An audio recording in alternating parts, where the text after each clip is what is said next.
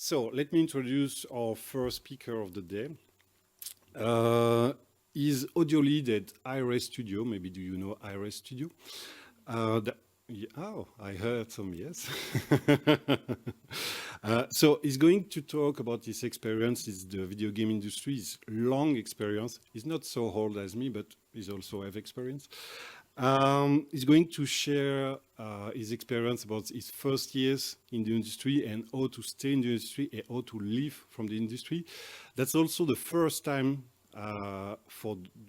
since the first edition in 7 years ago, that's the first time we welcome an audio lead. So that's my pleasure to introduce you, Kellen Malone, to a first talk of the day.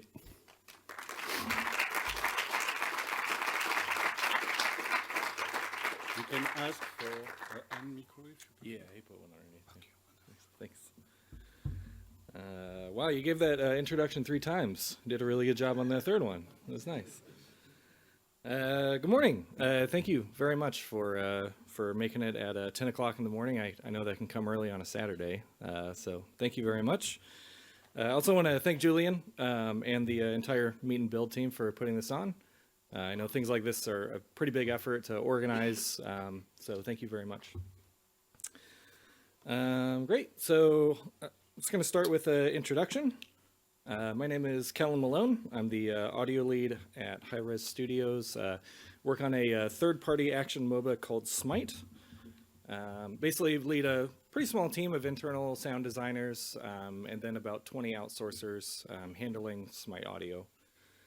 Some of my other games include Paladins, Rogue Company, Realm Royale, and our newest game, Divine Knockout, which is being developed in Brighton, actually. So I'll start by going over the agenda, which I've broken into 3 parts. So the first part is getting into the industry. That'll include effective networking, your resume, your portfolio, finding the right fit, and the importance of your online identity. The second part is surviving in the industry after your first few years. So this is continued networking, actually, documentation, communicating your needs, and the importance of getting and staying excited. And then after you've survived your first couple of years, I'm going to talk about thriving in the industry, how to get involved in your company, knowing what your career path is, and utilizing your lead. Great, so let's dive in. In careers like this, they always say that it's about who you know, and so that means you need to network. But how do you network effectively? What is effective networking?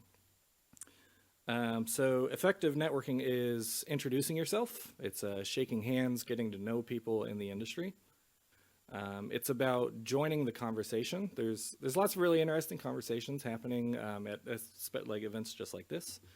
So it's important to just kind of get in and start joining the conversation, contributing ideas and listening.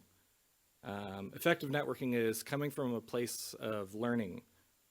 It's kind of a mindset.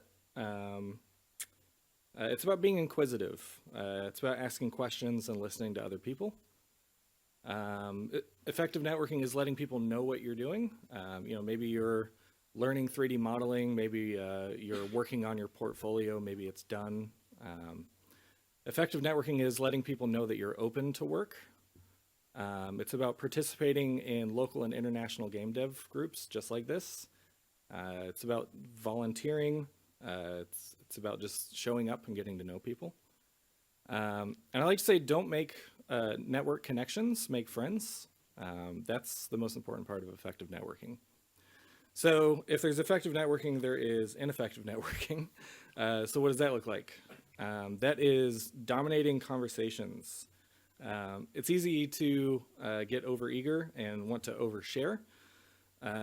We're game designers, we get really excited, so it's important for conversations to be balanced. If you find yourself being the main person talking in a conversation, kind of just step back a little bit. It's about coming from a place of value. A lot of people, especially early on, you get really excited about what you're doing and you can come across kind of boisterous. They'll come across as like trying to show your value to others. So just let your work do the talking. When you're networking, you're just here to make friends. And the last one, and the most important, is asking for a job. Actually, if you want to stand out, don't ask for a job. Let people know what you want to do, what you're working on. Provide a link to your work, and the work will come to you. So the next part about getting into the industry is actually your resume. So companies receive hundreds of resumes every month, and that leads to resumes getting read very quickly. They just kind of skim through very fast. So I always recommend keeping your resume nice and tight, clean looking, because employers are looking for certain things. They're looking at your name, they're looking at your previous employers and what your titles were. They're looking at keywords that they had in their job listing to see if they're in your resume, and they're looking at your education. So keep it nice and simple. You can use your website and your portfolio to show your creativity. And the next point is having a separate resume for each job that you're applying for. You kind of want to go to their job listing and look at the keywords that they're using and put those in your resume. Put them usually like the first word on each of your bullet points. Yeah, obviously you want to tailor your resume to the job requirements. If you can, keep your resume to one page. That's easy to do in the beginning. It gets harder to do once you've been in the industry for a while, and maybe you've gotten more and more positions, more and more responsibilities. And then lastly, make the first word of each line a keyword. I don't know so the next slide of this is a little bit bigger and easier to see, but the first word of each of these bullet points are like communicate, document, manage, design. These are like action words that demonstrate what you do. So this is actually my resume. Please don't steal it. But yeah, as you can see, like maintain, document, build, and these are the words that people are going to see. They're not reading my entire resume, I promise, and they're not reading yours either. So the next is your portfolio. This is often the first thing that the hiring manager is going to see if you met through networking. So make sure you're comparing your portfolio and your website to other people. There's a lot of great artists out there who are trying to get in or who are already in and they still have their portfolio up on a website. So make sure that you're comparing yours to theirs. Don't copy, just get some good ideas from them. Get lots of feedback from multiple sources. Do not rely on friends and family. They're going to tell you that you did a great job, and that's not very helpful. So meet people here, talk to them, and see if they'll look at your portfolio and give you some good critical feedback. If you have multiple disciplines, have multiple portfolios. So maybe you're into 3D modeling and also rigging. Make those separate portfolios. Keep your portfolio short. Like if it's a video portfolio, keep it roughly 1 minute. We look at a lot of portfolios, and if it's a 3 to 5 minute long portfolio, it's a little bit too much. So maybe just about 1 minute long. And I really want to stress, be extra critical about what you have in your portfolio. It really should be your best work. And as your methods improve, make sure to go back and update your portfolio. If you've learned to do something better, go back, redo it.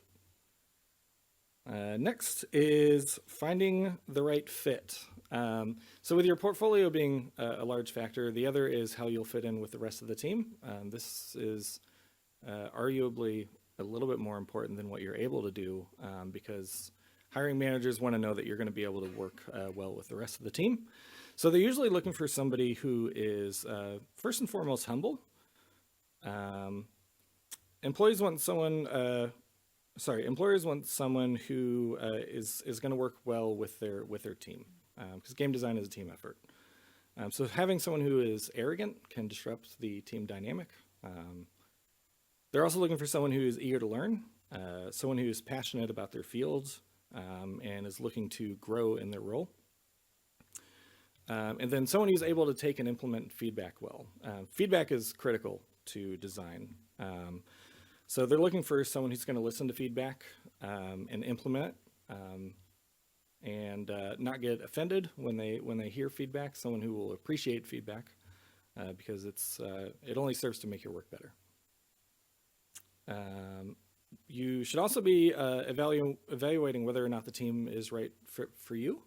If you don't like the company culture, keep looking. You don't want to be in a position where you're not happy either. So make sure that you're researching the company that you're interviewing with, not just the games that they've worked on, but also like the leadership. It's pretty easy to find people on LinkedIn or Wikipedia even sometimes. So you want to be looking at the types of people who you're going to be working for and with, and have questions prepared when you're interviewing. So things like, what's the team dynamic like? How is the work-life balance? Employers really value when you come with questions. It shows that you're actually interested. So, and then I think lastly in this section is your online identity. Hiring managers are going to do a Google search on your name, and they're going to look at your Facebook, your Instagram, your everything. So make sure your online identity is a good representation of who you are. I know sometimes things like politics can get pretty heated. Maybe not a great idea to have your more angry ideas on Facebook. And yeah, lastly on this, a great resource is yet another game audio hiring article. This is an article written by Ariel Gross. This article effectively got me into the industry, I believe, and gave me a lot of these ideas on how to at least get in. Yeah, so this goes a little bit more in depth on all of these topics. It's a pretty long article, but it's very funny. It's a very fun read. And it actually applies to all disciplines and just really job hunting in general. So congratulations, you landed your first job. Now it's time to survive your first few years in. So the first one is networking. Continue to network, even if you're already in. Network with people in the industry at large, network with people in your company. You want to get to know your coworkers in all of the other departments. You want to know what kind of challenges they face. And lastly, understand how your work impacts other departments. This will help you be better at your job. It'll help your team. And then you'll end up making friends who will oftentimes move on to other studios. And it can be very advantageous to have friends across the industry. The next is documentation. I know a lot of maybe smaller companies don't have this, even some of the bigger ones. Hi-Rez Studios didn't have this for a long time. But your employer should have onboarding documentation. This is like things that you should know about your company and the culture. It's simple things like getting your workstation set up and department-specific best practices. You want to find out where this documentation is and have it bookmarked, ready to reference at any time. And if your employer doesn't have this documentation, offer to start doing it for your department. This can help you get involved, get invested in your company. Next is communicating your needs. So you want to let your lead know what you need to make your job easier, more efficient, more comfortable. This can include things like a better office chair. Like maybe they took the old chair and put it at your new desk. Get a better one. This can include things like software or just anything to make you more efficient. Your lead is there to help. You just want to make sure you're utilizing them. If you don't communicate your needs, your leads can't help you. You're gonna suffer in your position, and you should just get comfortable communicating your needs and concerns. The next is getting and staying excited. One of the biggest obstacles in surviving in the industry can be getting excited. Maybe you landed a job working on like a sports or a racing game, and it's just not really something that you're very interested in, but it's a job and you needed one. Now imagine working on that for a few years. This can lead to burnout, feeling uninspired, not doing your best work, becoming stagnant. So you need to find ways to be excited about the work that you're doing. Some ways you can do that are remembering that you're creating something for a passionate community. Even if you're not into the game, the people playing it are. And it's really exciting to be able to create something for other people. You're making them happy, you're learning, and you're working on a video game, which is awesome. That's what you wanted to do, right? After that, you've been in the industry for about 5 years. Congratulations. So you've gotten comfortable in your position. You understand that how your work fits in with the rest of the team, and you no longer feel like you're just surviving. So what is next? What's next is finding ways to get involved. So one of the things you can do is ask to sit in on meetings that pertain to the work you're doing. So maybe you're a character artist. Ask to sit in on some of the concept meetings for new characters. This can kind of give you a better idea of how those conversations go, so you can eventually start contributing to those conversations. Help create documentation for new hires. This can help kind of solidify that information in your brain, helps you get invested, and like you're really taking a part in the success of your company. Participate in the company culture.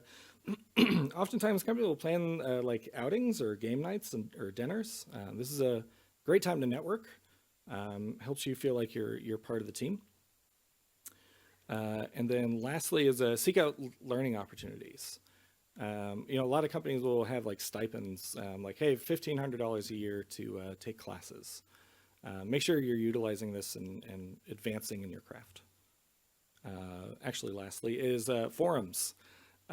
Forums can be hard to read sometimes. So I utilize Reddit a lot, and I go to the Smite forums and I read what people are saying. I'm looking for anybody talking about audio bugs.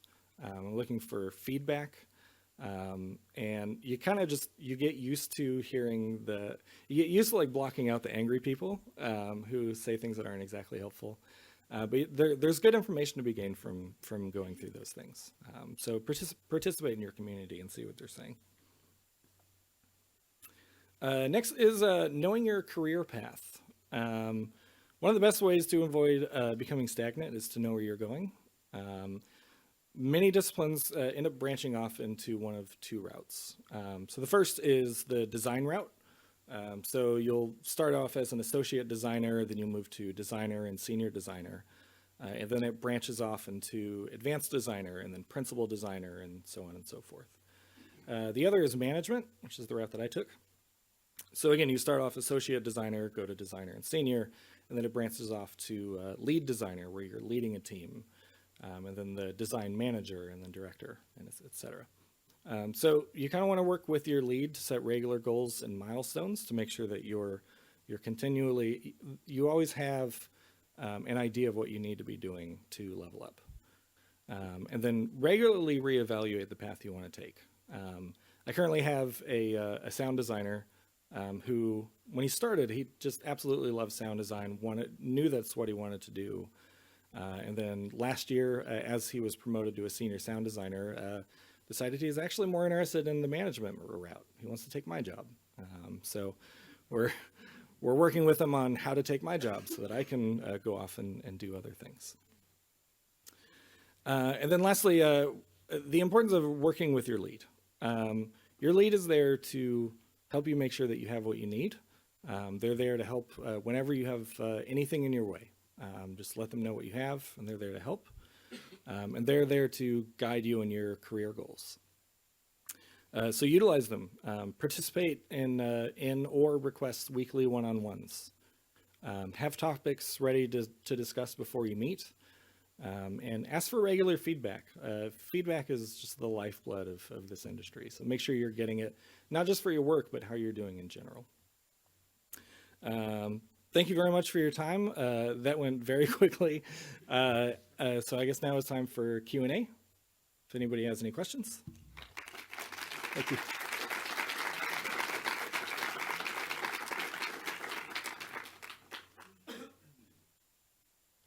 Oh, yes. Is the mic for the questions? Oh, first question.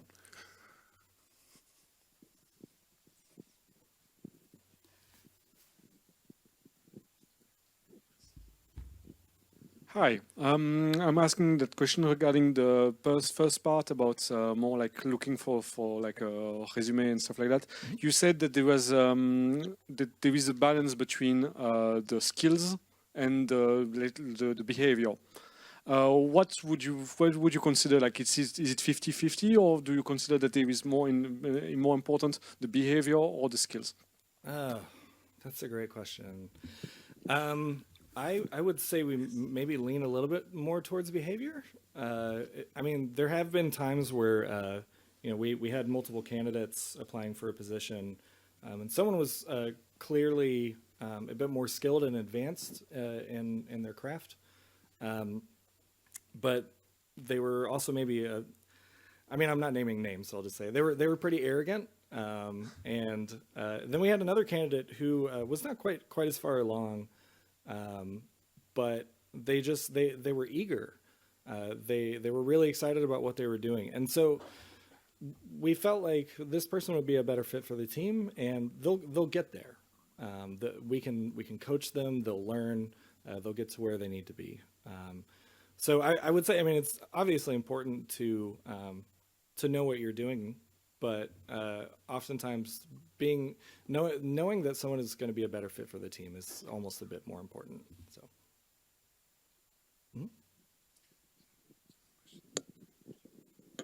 I have a question about kind of through the looking glass when you hire people, like what you are doing. I mean, a lot of people here are looking for a job for sure, but there are also young studios that have to hire new people, and it's new for them as well.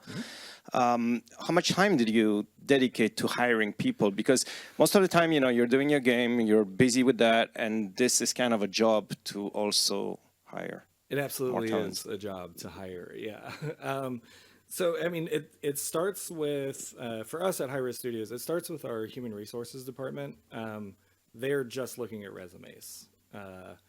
And they're immediately filtering people out just based on their resumes. If they don't have a proper resume or just not really the experience for the position that we're looking for, they go into the other, I'll just call it the other pile.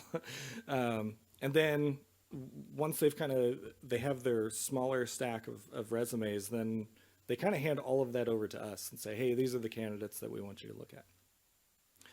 And so usually about once a month, we don't have like a dedicated time or an amount of time. We're just, if we have an open position, then about once a month, we're looking through all the portfolios. And there's always going to be certain people who stand out. But yeah, I mean, that's basically about it for us. About once a month, we're looking through probably a couple hours a month as a team. And the entire team gets involved as well, all the way down to our associate sound designers. They're looking at the portfolios. So.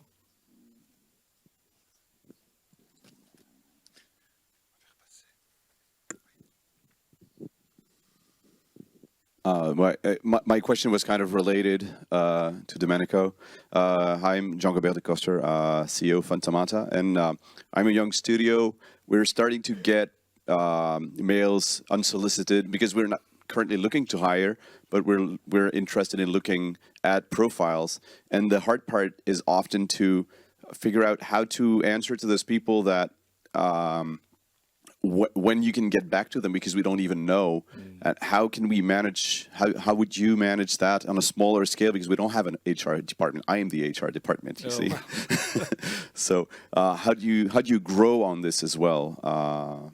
I mean, I would certainly keep all of those applications, but personally, I would develop an email template saying, hey, we're not currently growing, but we've looked at your application. It's intriguing, and we would love to keep you for consideration in the future. But yeah, I think those are definitely worth keeping. I would, yes, yeah. I mean, I would. I want to be encouraging, right? Yeah.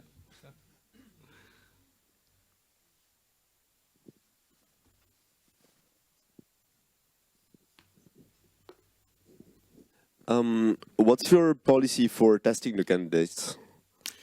Yeah, so we have a pretty standardized test. And I think this is for all departments.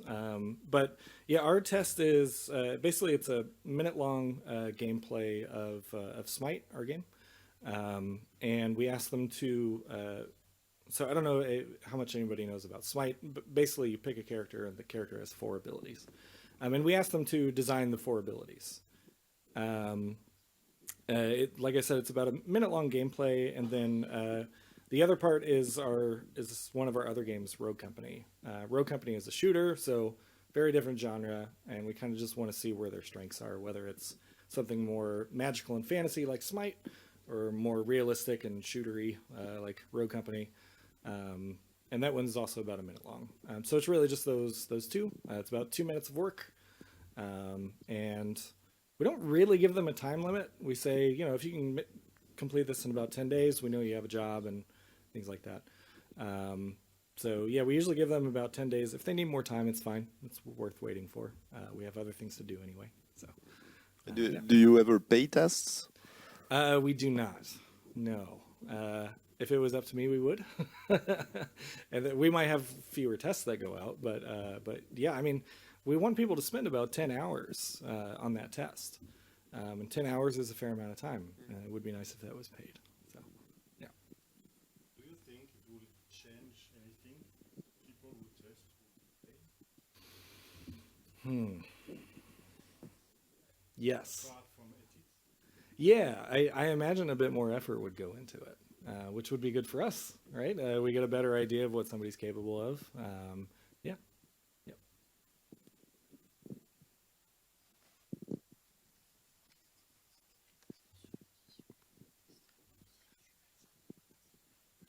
Thank you. So this comes more like as a total rookie perspective. There are a few of us. We are reorienting towards game development, but we come from like totally different universes: communications, cooking, contemporary art. Sometimes it's a bit closer, sometimes it's totally alien to the game dev world. So our main interrogation is, how do we put a perspective that is interesting for an employer? And often that's a very puzzling process. What would be your take on this? Yeah, I mean, I think honestly, anyone who's coming from a different perspective is incredibly valuable. I think in the game industry, you get a lot of people who have certain preconceived notions about game design. And then if someone's coming from movies, they're going to have a different idea on development. If someone's coming from traditional art, they're going to have different ideas. So I think the gaming industry needs more perspectives, not less or just what we have right now. So I think you're already coming from a valuable position if you're coming from outside of the game industry. So, yeah. Okay, so perhaps like, how can we validate that? Because there is a lot of like terrible imposter syndrome. We do something, sometimes we even get good feedback on our things, but still coming back, we're like, wow, I'm just lying to all those people. They will find out I'm dead. And it's a terrible thing to go. And I have the impression that it kind of sticks with people for a long time. How do you manage that? Well, I'm doing it right now. I've been in the industry for 8 years. I don't know why I'm up here. Oh dear.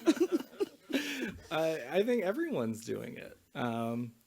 Maybe it goes away. There's people who've been in the industry for longer than I have. I don't know if it goes away.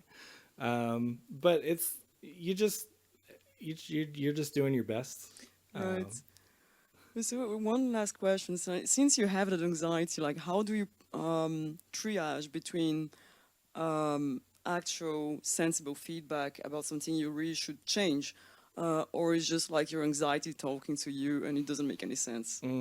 Yeah, you need feedback from other people. Okay, Yeah. And even bring that to them. Say, hey, I'm looking at my own work and I don't like this. What do you think? And that can be, really good information to get from somebody else too. But again, try not to go to friends and family. You want honest feedback, and you want feedback from someone who's experienced in it as well. So yeah, if you want an ego boost, go to your friends and family. It is, yeah, no, it is. Yeah. So somewhat after. So I always receive feedback from my mother. Do you think they are not good? I'm not sure to understand. I'm sure it's very good. Thank you. Does age come into account when you are a junior developer? I'm near 40 now. I just changed orientation for game dev, and I'm asking questions. Yeah, personally, no. I don't look at anyone's age. I just want to know what you do and how well you do it, and how well you fit in with the team. And if you're 40 and you're just starting out in the game design industry, you're probably bringing a unique perspective. So that's valuable, because a lot of people starting in the industry are in their early 20s. So there's a lot of people in their early 20s working in the game industry. So getting more people, more different types of people with more experience, I think it's very valuable. I don't know if that's a shared opinion across the industry in general, but I hope. Yeah, I hope so. Thank you. Yeah.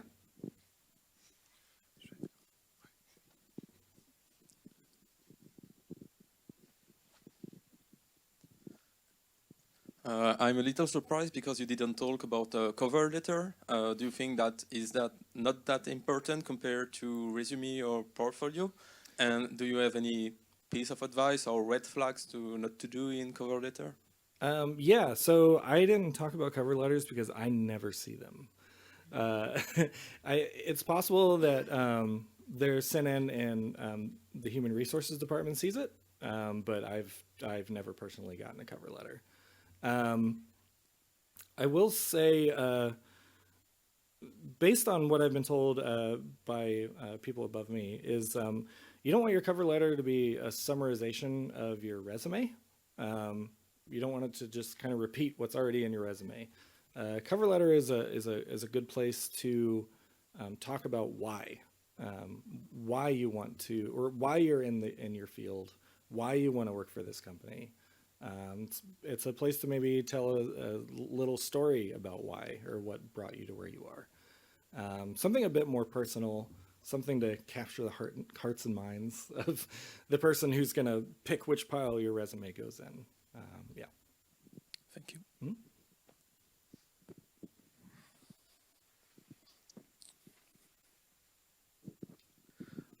To go back to the test part, did you ever had the situation of a more senior applicant that refused to do a test, and what would you consider about him if you tell, no, I have already 10 years of experience. You can see me in my portfolio that is I'm very good, or like perhaps not exactly in these words, but would you have, like someone said, no, I won't do your test. I'm too busy for that. Sorry, we have lots of other candidates then. Yeah, I think it's arrogant to decide that you're too good for the interview process. I mean, I understand someone might be very good, but we need to know if you're the right fit for our game. That's why we send our test and not like a standardized sound design test. We can see what you do. We just want to see how it fits with what we're doing. So no, if someone refused to test, yeah, not for us. I just wanted to continue the discussion on on getting feedback from people, right? Mm-hmm. So you said that not from friends and family, of course. But in general, like I see that even in game developers events, feedback is very gentle in general because you don't want to be harsh on people, which is fine, of course. But I would suggest like to everyone, like juniors in general who wants feedback, to actually look for the harsh feedback. Yes. Because most of the time it's actually the truest feedback. It's you often get that with artist portfolios, right? Like it's hard to tell someone, hey, your portfolio is like not on par with what we get, and but that's actually the feedback you want to hear because it's what pushes you, to improve it. And yeah, it was not really a question. Sorry, No, but it's because I see a lot of people like going at these events and they get this feedback, and the feedback is like, it's super nice, but it's, you know, in the end the result is not super constructive. Yeah, it's not helpful. Yeah, it's not. Yeah. So it's always look for the harsh feedback. It's the most useful, I think. Yeah, and you know, I think something that can help with that, we call it sandwich feedback. So this is how I give feedback. I start off with something that I like. Hey, I think what you're doing here is really good. And then the meat is, I think this part could maybe use a little bit of work. And then end it with the bread again. But what you're doing here is really, really good.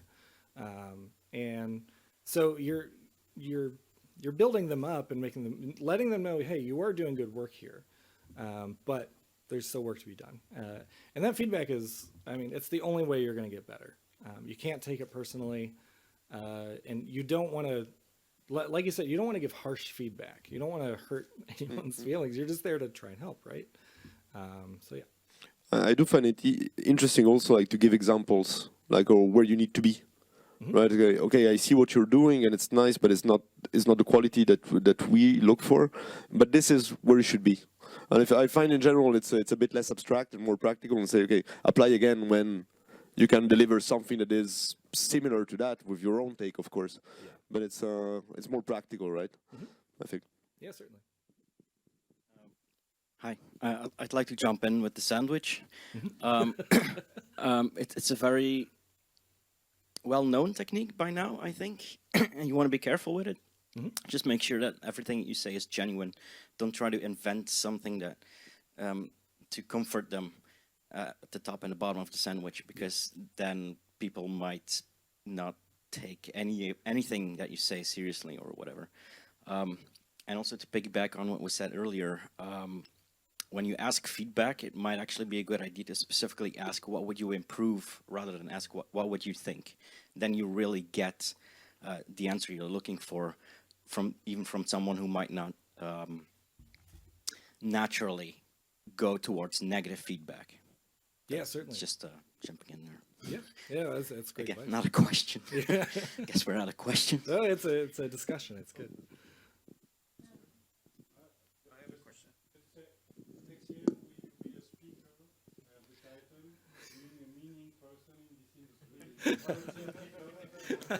No, but maybe I will be meaner even now. We work in the same company, so I can even be meaner.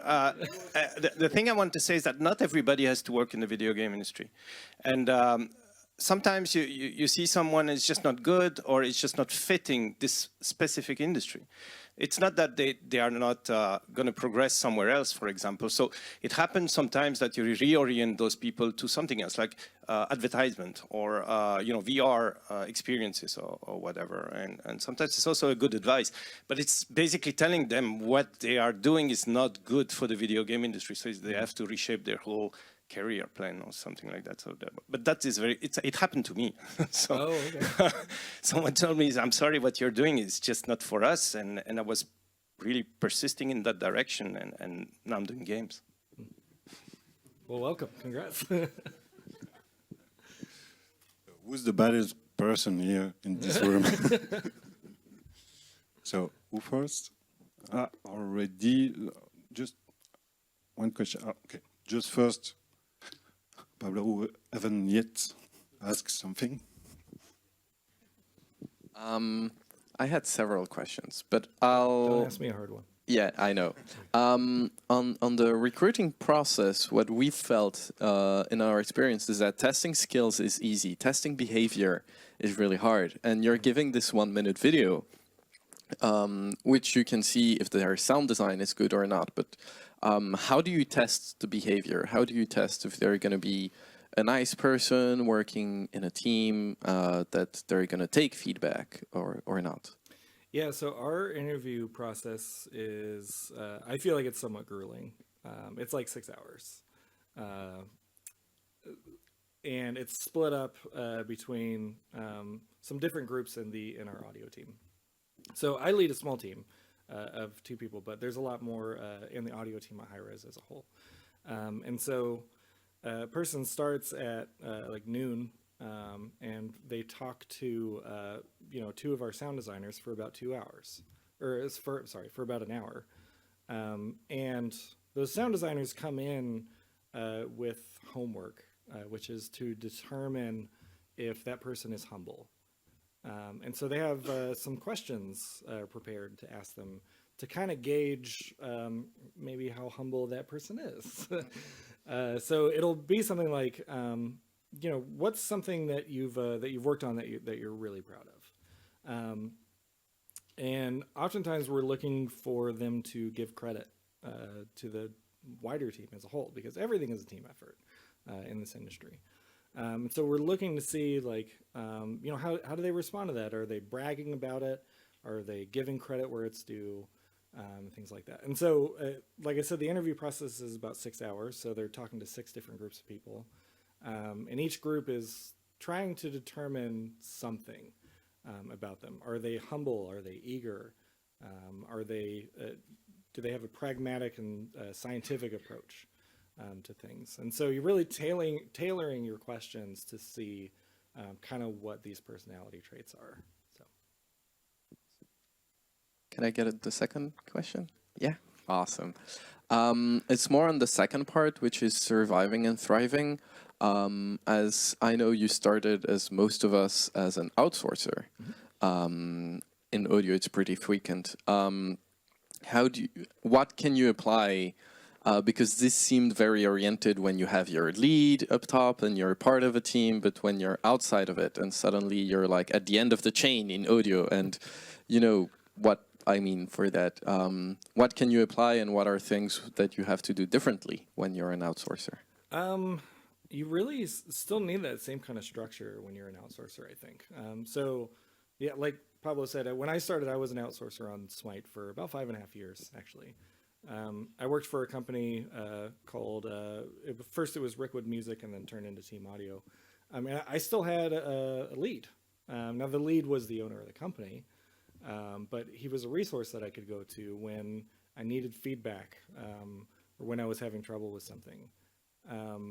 So I think the advice is still just like utilizing your lead, whoever the lead is. I think in your case over at MEET&BUILD, it's utilizing the people around you. You have a really good team, really talented people. You don't have to always go to your lead. I mean, you're the lead. So yeah, it's utilizing the people around you. Yeah.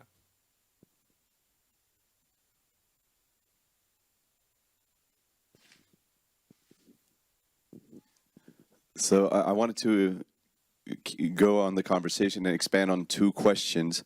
The first was about being someone who's not from the gaming background. It's important to know that the gaming industry is a very holistic industry, and there's a lot of things to do.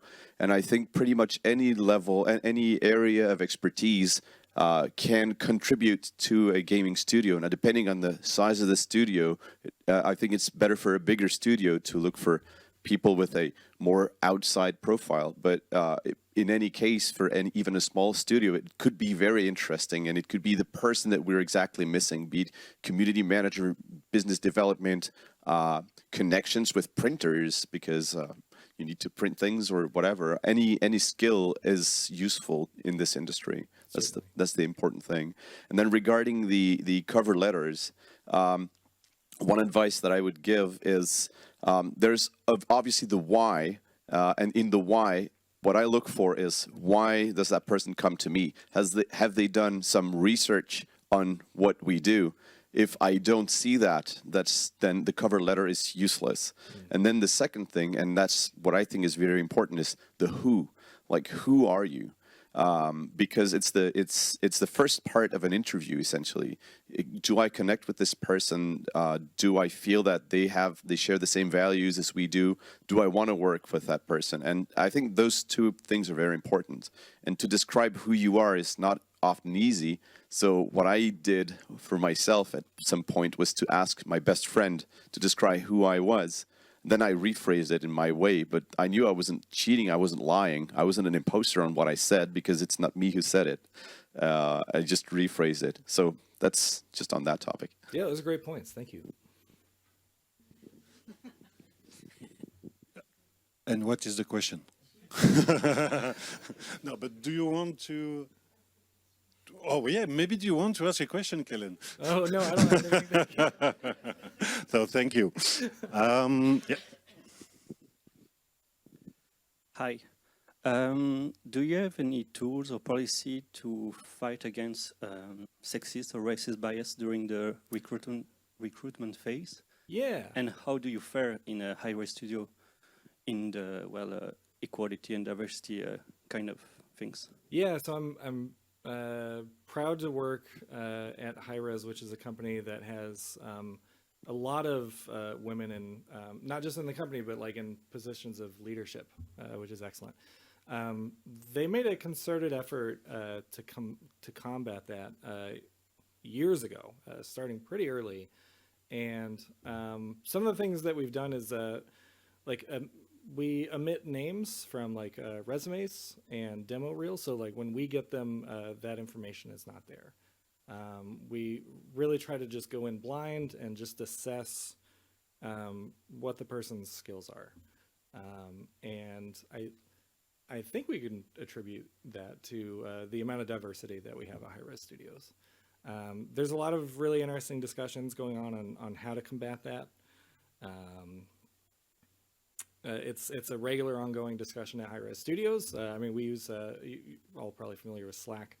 We have a Slack channel dedicated specifically to it, and we have people who are focused on it. So, yeah.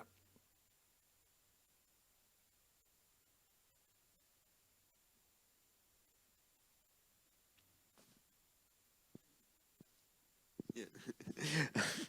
How does that compare working as an outsourcer and working internally at a studio, in audio specifically? The benefits are better. Yeah, so outsourcing can be difficult. When you're an outsourcer, you don't really feel like you're a part of the team. You're pretty far removed. Like you're not going to the daily meetings. You're not really part of the planning process. And you can kind of feel like you're just throwing assets over the wall.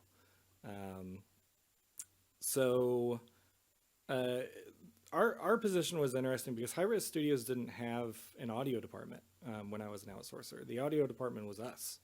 And we still weren't really super involved with planning or getting early eyes on what they were working on. So about 4 years ago, Hi-Rez Studios decided they wanted an audio department. And they started slowly hiring people on, myself included. And so it still took a while to get the audio team incorporated into the rest of the team. I was kind of like asking to be parts of meetings that that the audio team wasn't being invited to. And so we're now just a lot more integrated, which is just something you don't really feel as an outsourcer. Now, being an outsourcer, so one of the people that we work with is Pablo and the MEET team. Coming from an outsourcing background, kind of makes you sympathetic to how it feels to be an outsourcer, and so it's kind of led us to trying to make our outsourcers know that they're such a huge part of our team, because they are.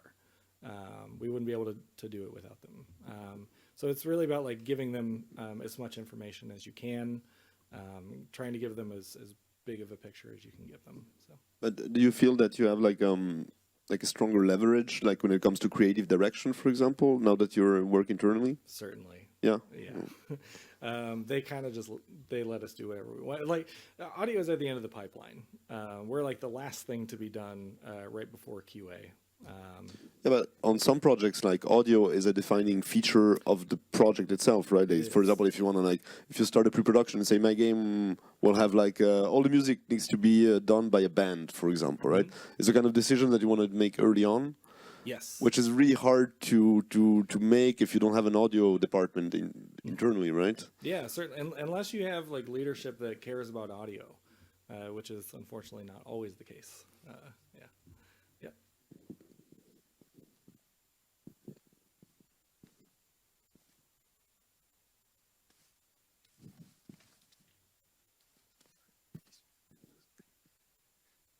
Hello. I have one question mostly about feedbacks. Where to look for honest feedback, because as you said, relatives are too nice and teachers are too busy, so where to look for them? Honestly, places like this. In the States, we have a conference called the Southern Interactive Entertainment Gaming Expo. It's a very long name. It's SIEGE, short. And that is a game dev conference. And so I met my mentor there. And that's kind of one of the things you want to be looking for. You don't want to ask for someone to mentor you, but you just kind of develop a relationship with someone who has a bit more experience. So conferences like this are a great place to just get to know people and ask if you can show your portfolio. And then, I mean, this is really one of the best places you're going to be getting feedback like that. So. Regarding the hiring but process from the studios part, no, so when you look for jobs, for people to hire, there is also the process before the receiving all this CV, the resumes. You need to create the job offer. What did you had any experience with that, and how does it goes with the HR department? So I have limited experience with it, actually very recently. We are currently talking about opening up a sound design position for Hi-Rez Studios. At first it was just identifying the need. So looking at our content over the next 6 months and realizing that we could maybe use a little bit of extra help internally. And so basically just during one of my one-on-ones with my boss, said, hey, I think we're going to need some help here in the future. Can we open up a position? And then they went to their boss, and then that goes to HR. And yeah, that's really all the experience I have with something like that.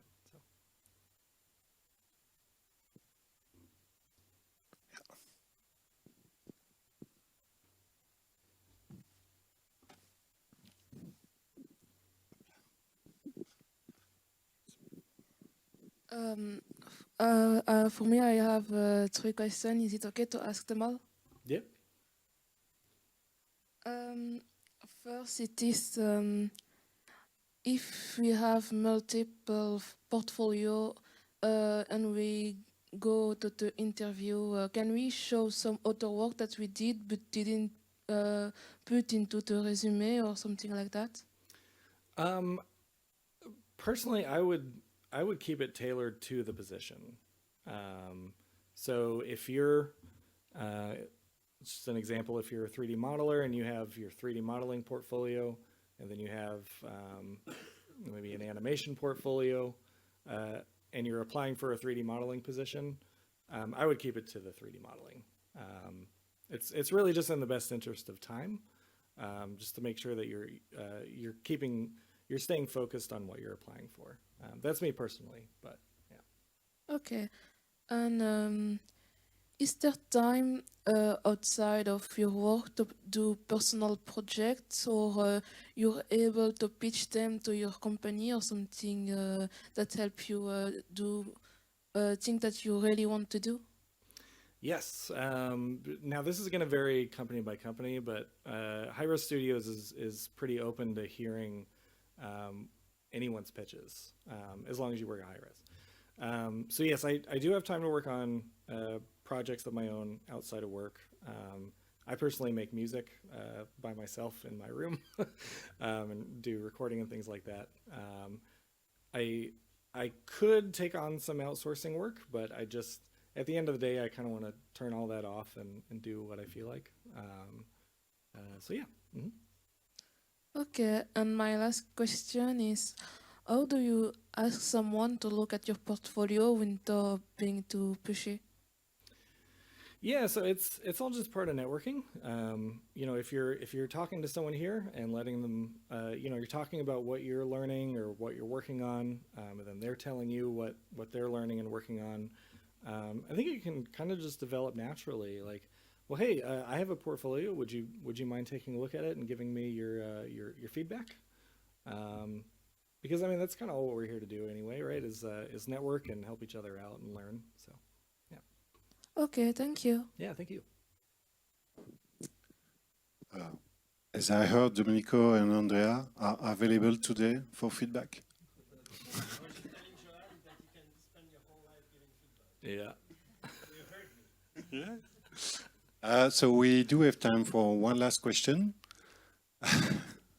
Someone who... Last question? Nobody? So...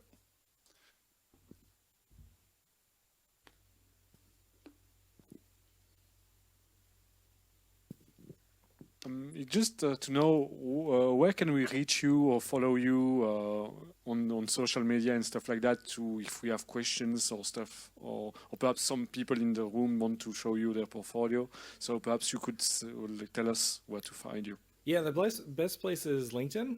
My name is Kellen Malone, and it's on LinkedIn. There's not too many of Kellen, not too many Kellens on LinkedIn. I'm basically off of all other social media. It's just not really my thing. And I stay on LinkedIn just for networking and like you said, just giving feedback. I do my best to, I try to be giving feedback to 5 people at a time. Things can get a little hectic, so it takes a little time to reply sometimes, but yeah, I can be found on LinkedIn, and I'm happy to give feedback.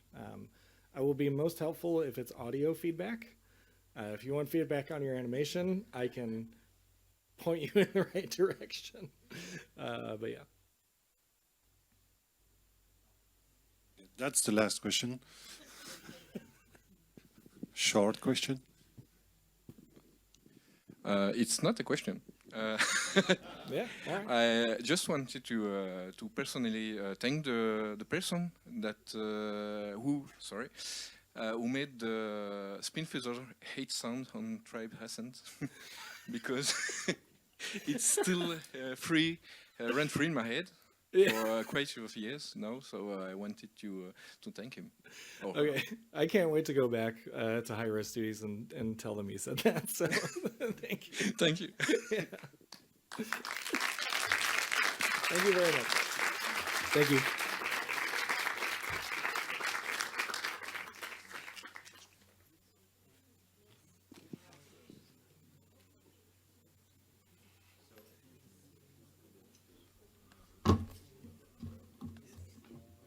C'est à toi.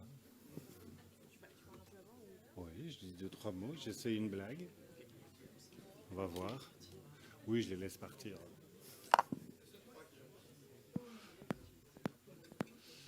C'est pour ça qu'on a prévu 5 minutes de batterie. Ah, il y a un petit souci. Ouais, et donc pour changer, comment ça marche?